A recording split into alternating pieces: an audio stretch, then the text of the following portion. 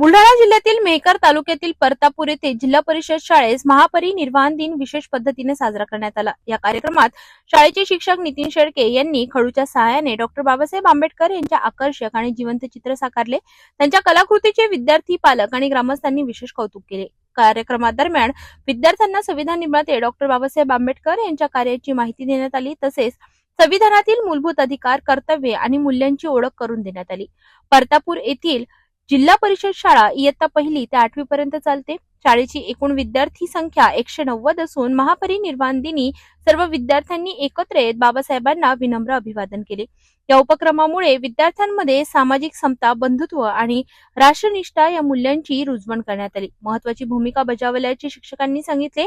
Doctor Babasaheb Ambedkar यांच्या विचारांचा वारसा पुढील पिढीपर्यंत पोहोचविण्याचा छोटासा पण अर्थपूर्ण प्रयत्न परतापूर शाळेत यशस्वीपणे पार पडला।